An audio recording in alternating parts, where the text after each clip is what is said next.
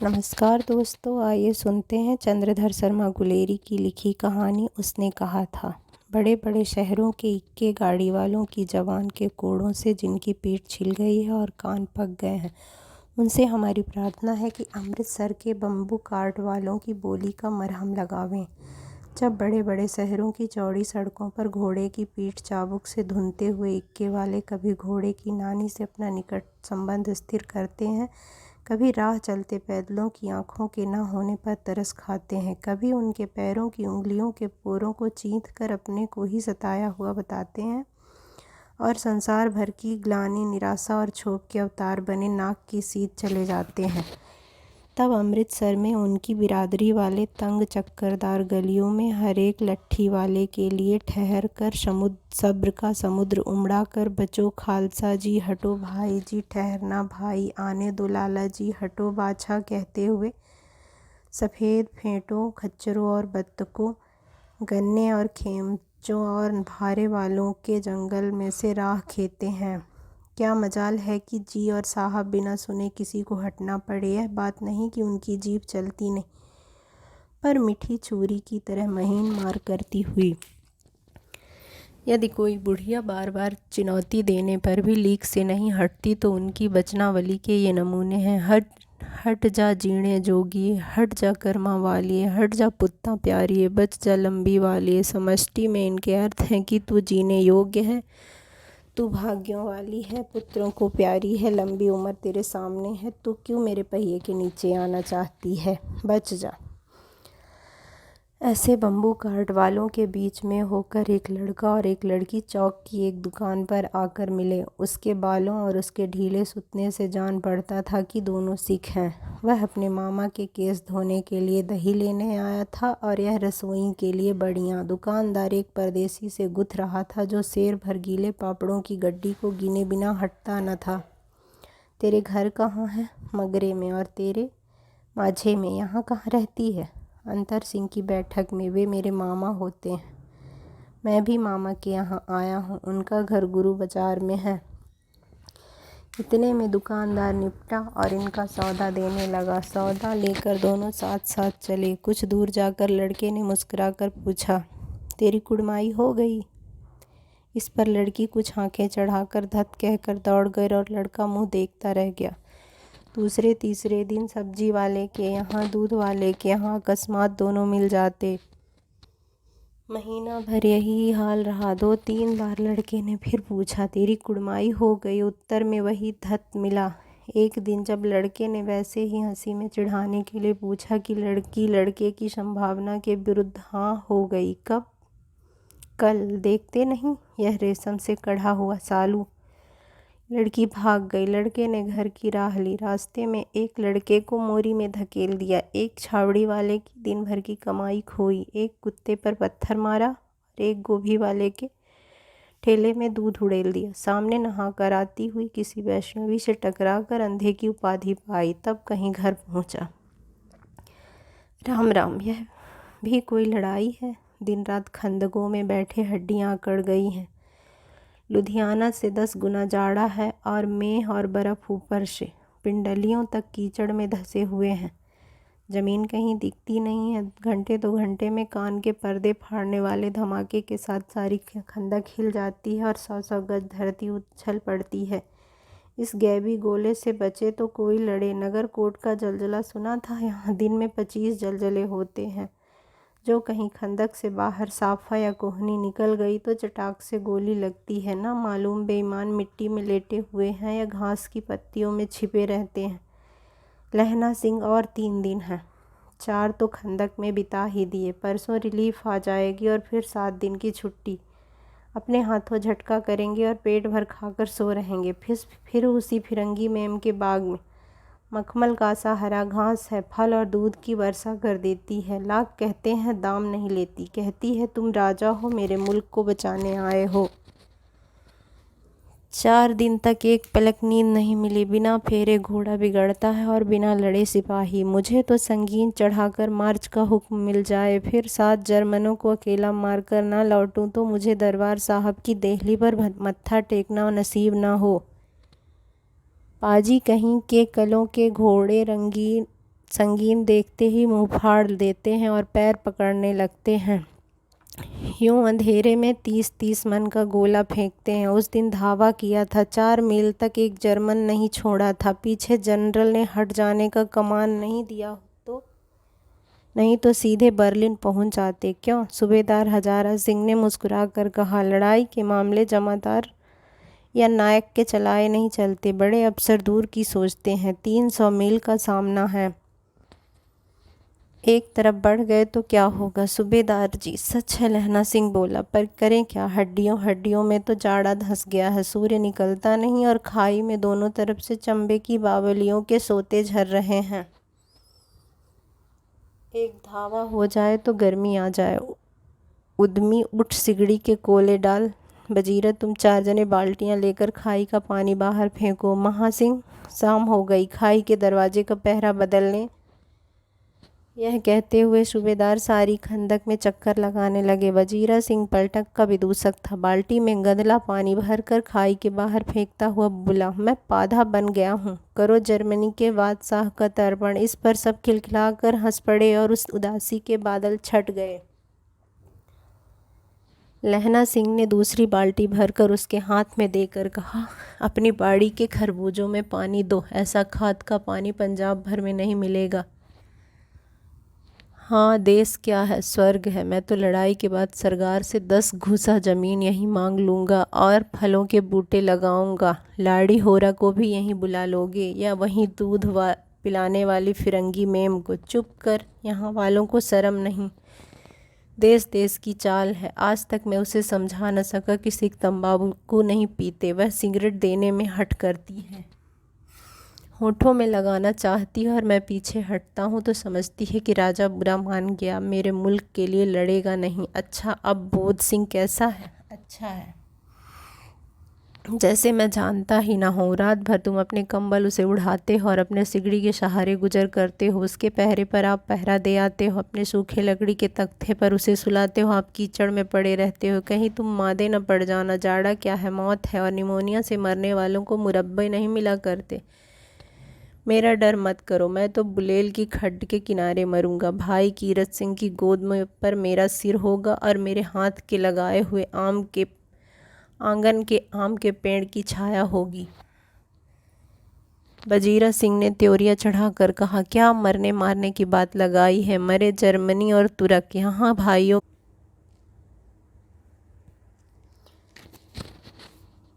मरे जर्मनी और तुर्क। हाँ भाइयों, कैसे हो? दिल्ली शहर ते पिसोर नू जांदिए, कर लेना लांगा दबा पर माणिए, कर लेना नांदे या सौदा आइए। ओए लाड़ा चटका कद्दू कैनू कद्दू बनाया बे मज़ेदार गोरिये। हुण लाड़ा चटका कद्दू न। कौन जानता था कि दाढ़ियाँ वाले घरबारी सिख ऐसा लुच्चों का गीत गाएंगे। पर सारी खंदक इस गीत से गूंज उठी। सिपाही फिर ताजे हो गए, मानो 4 दिन से सोते और मज़े ही करते रहे हों। दोपहर गई, रात आ गई। अंधेरा है, सन्नाटा छाया हुआ है। बोधा सिंह खाली बिस्कुटों के 3 टिनों पर अपने दोनों कंबल बिछाकर लहना सिंह के 2 कंबल और एक बरान कोट ओढ़कर सो रहा है। लहना सिंह पहरे पर खड़ा हुआ है, एक आँख खाई के मुंह पर और एक बोधा सिंह के दुबले शरीर। बोधा सिंह का रहा, क्यों बोधा भाई, क्या है? पानी पिला दो। लहना ने कटोरा उसके मुंह से लगाकर पूछा। कहो कैसे हो? पानी पीकर बोधा बोला। कपनी छूट रही है, रोम रोम में तार दौड़ रहे हैं, दांत बज रहे हैं। अच्छा, मेरी जर्सी पहन लो। और तुम? मेरे पास सिगड़ी है और मुझे गर्मी लगती है, पसीना आ रहा। ना, मैं नहीं पहनता। 4 दिन से तुम मेरे लिए। हाँ, याद आई, मेरे पास दूसरी गरम जर्सी आज सवेरे ही आई है। विलायत से बुन बुन कर भेज रही है मैं। गुरु उनका भला करे। यूँ कहकर लहना अपना कोट उतारकर जर्सी उतारने लगता है। सच कहते हो? और नहीं, झूठ। यूँ कहकर ना ही करते बोधा को उसने ज़बरदस्ती जर्सी पहना दी और आप खाकी कोट और जीन का कुर्ता भर पहनकर पहरे पर आ खड़ा हुआ। मेम की जर्सी की कथा केवल कथा थी। आधा घंटा बीता, इतने में खाड़ी के मुंह से आवाज़ आई, सूबेदार हजारा सिंह। कौन? लपटा साहब। हुकुम हुजूर, कहकर सूबेदार तनकर फौजी सलाम करके सामने हुआ। देखो, इस दम धावा करना होगा। मील भर की दूरी पर पूरब के कोने में एक जर्मन खाई है, उसमें 50 से ज़्यादा जर्मन नहीं है। इन पेड़ों के नीचे नीचे 2 खेत काट कर रास्ता है, 3-4 घुमावदार हैं। जहाँ मोड़ है वहाँ 15 जवान खड़े कर आया हूँ। तुम यहाँ 10 आदमी छोड़कर सबको साथ ले जाओ, उनसे जा मिलो। खंदक छीन कर वहीं जब तक दूसरा हुक्म ना मिले डटे रहो, हम यहाँ रहेगा। जो हुक्म। चुपचाप सब तैयार हो गए। बोधा भी कंबल उतार कर चल। लहना सिंह आगे हुआ तो बोधा ने बाप सूबेदार ने उंगली से बोधा की ओर इशारा किया। लहना सिंह समझकर चुप हो गया। पीछे 10 आदमी कौन रहे, इस पर बड़ी हुज्जत हुई। कोई रहना न चाहता था। समझा बुझाकर सूबेदार ने मार्च किया। लेफ्टिनेंट साहब लहना की सिगड़ी के पास मुंह फेर कर खड़े हो गए और जेब से सिगरेट निकाल कर सुलगाने लगे। 10 मिनट बाद उन्होंने लहना की ओर हाथ बढ़ाकर कहा, लो तुम भी पियो। आंख मारते मारते लहना सिंह सब समझ गया। मुंह का भाव छिपा कर बोला, लाओ साहब। हाथ आगे करते उसने सिगड़ी के उजाले में साहब का मुंह देखा, बाल देखे, तब उसका माथा ठनका। लेफ्टिनेंट साहब के पट्टियों वाले बाल एक दिन में ही कहाँ उड़ गए और उनकी जगह कैदियों से कटे बाल कहाँ से आ गए। शायद साहब शराब पिए हुए हैं और उन्हें बाल कटवाने का मौका मिल गया है। लहना सिंह ने जांचना चाहा। लेफ्टिनेंट साहब 5 वर्ष से उसकी रेजिमेंट में थे। क्यों साहब, हम लोग हिंदुस्तान कब जाएंगे? लड़ाई ख़त्म होने पर। क्यों, क्या यह देश पसंद नहीं? नहीं साहब, शिकार के वे मज़े यहाँ कहाँ। याद है ना, परसाल नकली लड़ाई के पीछे हम जगाधरी ज़िले में शिकार खेलने गए थे। हाँ हाँ, वहीं जब आप खोते पर सवार थे और आपका खानसामा अब्दुल्ला रास्ते के एक मंदिर में जल चढ़ाने को रह गया था। बेशक पाजी कहीं का। सामने से वह नीलगाय निकली कि ऐसी बड़ी मैंने कभी न देखी थी, और आपकी एक गोली कंधे में लगी और पुट्ठे में से निकली। ऐसे अफसर के साथ शिकार खेलने में मज़ा है। क्यों साहब, शिमले से तैयार होकर उस नीलगाय का सिर आ गया था ना? आपने कहा था रेजिमेंट के मेस में लगवाऊंगी। हाँ, पर मैंने ये वह विलायत भेज दिया। ऐसे बड़े बड़े सींग 2 फुट के तो होंगे। हाँ, लहना सिंह 2 फुट 4 इंच के थे। तुमने सिगरेट नहीं पिया? पीता हूँ साहब, दिया सलाई ले आता हूँ, कहकर लहना सिंह खंदक में घुसा। अब उसे संदेह नहीं रहा था। उसने झटपट निश्चय कर लिया कि क्या करना चाहिए। अंधेरे में किसी सोने वाले से वह टकराया। कौन, वजीरा सिंह? हाँ। क्यों लहना, क्या क़यामत आ गई? जरा तो आँख लगने दी होती। होश में आओ, क़यामत आई है और लेफ्टिनेंट साहब की वर्दी पहन कर आई है। क्या? लेफ्टिनेंट साहब या तो मारे गए या कैद हो गए। उनकी वर्दी पहनकर यहाँ कोई जर्मन आया है। सूबेदार ने इसका मुंह नहीं देखा, मैंने देखा और बातें की। सोहरा साफ उर्दू बोलता है, पर किताबी उर्दू, और मुझे पीने को सिगरेट दिया है। तो अब मारे गए। धोखा है। सूबेदार होरा कीचड़ में चक्कर काटते फिरेंगे और यहाँ खाई पर धावा होगा। उठो, एक काम करो, पलटन के पैरों के निशान देखते देखते दौड़ जाओ, अभी बहुत दूर न गए होंगे। सूबेदार से कहो एकदम लौट आए। खंदक की बात झूठ है। चले जाओ, खंदक के पीछे से निकल जाओ, पत्ता तक न झड़के। देर मत करो। हुक्म तो यह है कि यहीं। ऐसी की तैसी हुक्म की? मेरा हुक्म जमादार लहना, जो इस समय यहाँ का सबसे बड़ा अफसर है, उसका हुक्म है। मैं लेफ्टिनेंट साहब की खबर लेता हूँ, पर यहाँ तो तुम 8 हो। 8 नहीं, 10 लाख। एक अकालिया सिख 1.25 लाख के बराबर होता है। चले जाओ। लौट कर खाई के मुहाने पर लहना सिंह दीवार से चिपक गया। उसने देखा लेफ्टिनेंट साहब ने जेब से बेल के बराबर 3 गोले निकाले हैं। तीनों की जगह खंदक की दीवारों में घुसेड़ दिया और तीनों में एक तार सा बांध दिया। तार के आगे सूत की एक गुत्थी थी, जिसे सिगड़ी के पास रखा। बाहर की तरफ जाकर दिया सलाई जलाकर गुत्थी पर रखने। इतने में बिजली की तरह दोनों हाथों से उल्टी बंदूक को उठाकर लहना सिंह ने साहब की कोहनी पर तान कर दे मारा। धमाके के साथ साहब के हाथ से दिया सलाई गिर पड़ी। लहना सिंह ने एक कुंदा साहब की गर्दन पर मारा और साहब आँख मीन गॉड कहते हुए चित्त हो गए। लहना सिंह ने तीनों गोले बीन कर खंदक के बाहर फेंके और साहब को घसीटकर सिगड़ी के पास लिटाया। जेबों की तलाशी ली। 3-4 लिफाफे और एक डायरी निकालकर उन्हें अपनी जेब के हवाले कर लिया। साहब की मूर्छा हटी। लहना सिंह हंसकर बोला, क्यों लपटन साहब, मिजाज कैसा है? आज मैंने बहुत बातें सीखी। यह सीखा कि सिख सिगरेट पीते हैं, यह सीखा कि जगाधरी के ज़िले में नीलगायें होती है और उनके 2 फुट 4 इंच के सींग होते हैं। यह सीखा कि मुसलमान खानसामा मूर्तियों पर जल चढ़ाते हैं और लपटन साहब खोते पर चढ़ते हैं। पर यह तो कहो, ऐसी साफ उर्दू और कहाँ से सीख आए? हमारे लपटन साहब तो बिन डेम के 5 लफ्ज़ भी नहीं बोल सकते थे। लहना ने पतलून के जेबों की तलाशी नहीं ली थी। साहब ने मानो जाड़े से बचने के लिए दोनों हाथ जेबों में डाले। लहना सिंह कहता गया, चालाक तो बड़े हो, पर माझे पर लहना इतने बरस लपटन साहब के साथ रहा है। उसे चकमा देने के लिए 4 आंखें चाहिए। 3 महीने हुए एक तुर्की मौलवी मेरे गांव आया था। औरतों को बच्चे होने की ताबीज़ बांटता था और बच्चों को दवाई देता था। चौधरी के बड़ के नीचे मंजा बिछाकर हुक्का पीता रहता था और कहता था, जर्मनी वाले बड़े पंडित हैं, वेद पढ़ पढ़ कर उसमें से विमान चलाने की विद्या जान गए हैं। गौ को नहीं मारते हैं, हिंदुस्तान में आ जाएंगे तो गौ हत्या बंद कर देंगे। मंडी के बनियों को बहकाता कि डाक खाने से रुपया निकाल लो, सरकार का राज जाने वाला है। डाक बाबू पोल्हू राम भी डर गया था। मैंने मुल्ला जी की दाढ़ी मूड़ दी थी और गांव के बाहर निकाल कर कहा था कि जो मेरे गांव में अब पैर रखा तो साहब की जेब में से पिस्तौल चला और लहना के जांघ में गोली लगी। इधर लहना की हेनरी मार्टिन के 2 फायरों ने साहब की कपाल क्रिया कर दी। धड़ाका सुनकर सब दौड़ आए। बोधा चिल्लाया, क्या है? लहना सिंह ने उसे यह कहकर सुला दिया कि एक हड़का हुआ कुत्ता आया था, मार दिया और उससे सब हाल कह दिया। सब बंदूकें लेकर तैयार हो गए। लहना ने साफा फाड़कर घाव के दोनों तरफ पट्टियों कसकर बांधी। घाव मांस में ही था। पट्टियों के कसने से लहू निकलना बंद हो गया।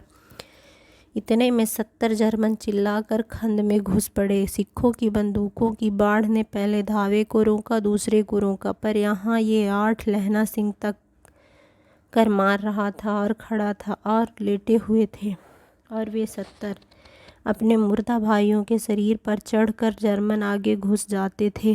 थोड़े से मिनटों में अचानक आवाज़ आई, वाह गुरुजी की फतेह, वाह गुरुजी का खालसा, और धड़ाधड़ बंदूकों के फायर जर्मनी की पीठ पर पड़ने लगे। ऐन मौके पर जर्मन 2 चक्की के फाटों के बीच आ गए। पीछे से सूबेदार हजारा सिंह जवान आग बरसाते थे। सामने लहना सिंह के साथियों के संगीन चल रहे थे। पास आने पर पीछे वालों ने भी संगीन पिरोना शुरू कर दिया। एक किलकारी और अकाल सिखों दी फौज आई। वाह गुरुजी फतेह, वाह गुरु दी खालसा, सत श्री अकाल पुरख। और लड़ाई खत्म हो गई। 63 जर्मन या तो खेत रहे या कराह रहे थे। सिखों में 15 के प्राण गए। सूबेदार के दाहिने कंधे में गोली आर पार निकल गई। लहना सिंह की पसली में एक गोली लगी। उसने घाव को खंदक की गीली मिट्टी में पूर दिया और बाकी सब साफा कसकर कमरबंद की तरह लपेट लिया। किसी को खबर न हुई कि लहना को दूसरा घाव भारी घाव लगा है। लड़ाई के समय चांद निकल आया, ऐसा चांद जिसके प्रकाश से संस्कृत कवियाँ का दिया हुआ छई नाम सार्थक होता है। और हवा ऐसी चल रही थी जैसे बाणभट्ट की भाषा में दंत वीणोपदेशाचार्य कहलाती। वजीरा सिंह कह रहा था कि कैसे मन भर फ्रांस की भूमि मेरे बूटों से चिपक रही थी जब मैं दौड़ा दौड़ा सूबेदार के पीछे गया था। सूबेदार लहना सिंह से सारा हाल सुन और कागजात पाकर वे उसकी तुरंत बुद्धि को सराह रहे थे और कह रहे थे, तू न होता तो आज सब मारे जाते। इस लड़ाई की आवाज़ 3 मील दाहिने ओर की खाई वालों ने सुन ली थी। उन्होंने पीछे टेलीफोन कर दिया था। वहाँ से झटपट 2 डॉक्टर और 2 बीमार ढोने की गाड़ियाँ चली, जो कोई 1.5 घंटे के अंदर अंदर आ पहुँची। फील्ड अस्पताल नज़दीक था। सुबह होते होते वहाँ पहुँच जाएंगे, इसलिए मामूली पट्टी कर एक गाड़ी में घायल लिटाए गए और दूसरे गाड़ी में लाशें रखी गई। सूबेदार ने लहना सिंह की जांघ में पट्टी बंधवानी चाहिए, पर उसने यह कहकर टाल दिया कि थोड़ा घाव है, सवेरे देखा जाएगा। बोधा सिंह ज्वर में बर्रा रहा था। वह गाड़ी में लिटाया गया। लहना को छोड़कर सूबेदार जाते नहीं थे। यह देखकर लहना ने कहा, तुम्हें बोधा की कसम है, सूबेदारनी जी की सौगंध है, जो इस गाड़ी में न चले जाओ। और तुम मेरे लिए वहाँ पहुँचकर गाड़ी भेज देना। और जर्मन मुर्दों के लिए भी तो गाड़ियाँ आती होंगी। मेरा हाल बुरा नहीं है, देखते नहीं मैं खड़ा हूँ। वजीरा सिंह मेरे पास है ही। अच्छा, पर बोधा गाड़ी पर लेट गया। भला आप भी चढ़ जाओ। सुनिए तो, सूबेदारनी होरा को चिट्ठी लिखो तो मेरा मत्था टेकना लिख देना, और जब घर जाओ तो कह देना कि मुझसे जो उसने कहा था वह मैंने कर दिया। गाड़ियाँ चल पड़ी। सूबेदार ने चढ़ते चढ़ते लहना का हाथ पकड़कर कहा, तैने मेरे और बोधा के प्राण बचाए हैं। लिखना कैसा, साथ ही घर चलेंगे।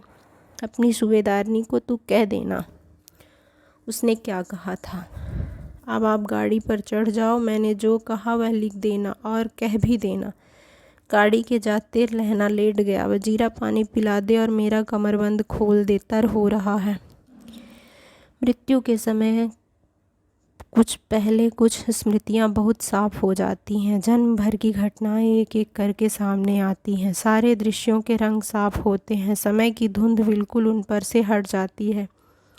लहना सिंह 12 वर्ष का है। अमृतसर में मामा के यहाँ आया हुआ है।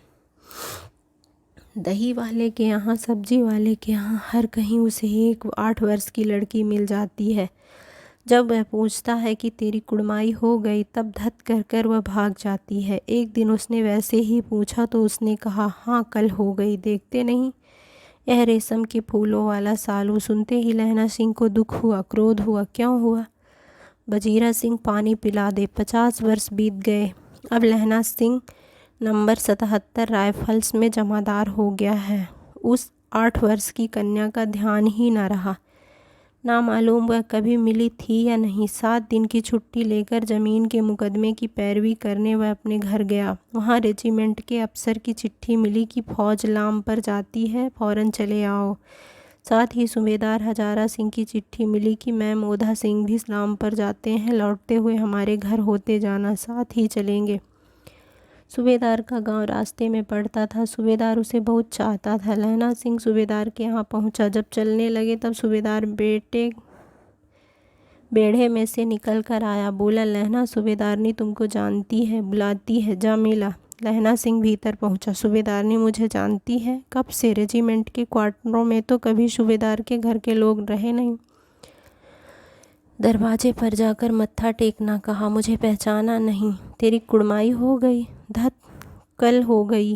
देखते नहीं रेशमी बूटों वाला सालू। अमृतसर में भावों की टकराहट से मूर्छा खुली, करवट बदली, पसली का घाव बह निकला। वजीरा पानी पिला, उसने कहा था। स्वप्न चल रहा है। सूबेदारनी कह रही है, मैंने तेरे को आते ही पहचान लिया। एक काम कहती हूँ, मेरे तो भाग फूट गए। सरकार ने बहादुरी का खिताब दिया है, लायलपुर में ज़मीन दी है। आज नमक हलाली का मौका आया है, पर सरकार ने हम तीनमियों की एक घंघरिया पलटन क्यों न बना दी, जो मैं भी सूबेदार जी के साथ चली जाती। एक बेटा है, फौज में भर्ती हुए उसे 1 ही बरस हुआ है। उसके पीछे 4 और हुए, पर एक भी नहीं जिया। सूबेदारनी रोने लगी। अब दोनों जाते हैं मेरे भाग। तुम्हें याद है एक दिन तांगे वाले का घोड़ा दही वाले की दुकान के पास बिगड़ गया था। तुमने उस दिन मेरे प्राण बचाए थे। अब घोड़े की लातों में चले गए थे। आप घोड़े की लातों में चले गए थे और मुझे उठाकर दुकान के तख्ते पर खड़ा कर दिया था। ऐसे ही इन दोनों को बचाना, यह मेरी भिक्षा है। तुम्हारे आगे आंचल पसारती हूँ। रोती रोती सूबेदारनी ओवरी में चली गई। लहना भी आंसू पोंछता हुआ बाहर आया। वजीरा पानी पिला, उसने कहा था। लहना का सिर अपनी गोद में रखे वजीरा सिंह बैठा है। जब मांगता है तब पानी पिला देता है।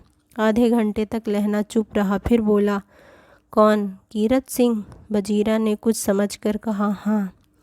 भैया मुझे और ऊंचा कर ले, अपने पट्ट पर मेरा सिर रख ले। वजीरा ने वैसा ही किया।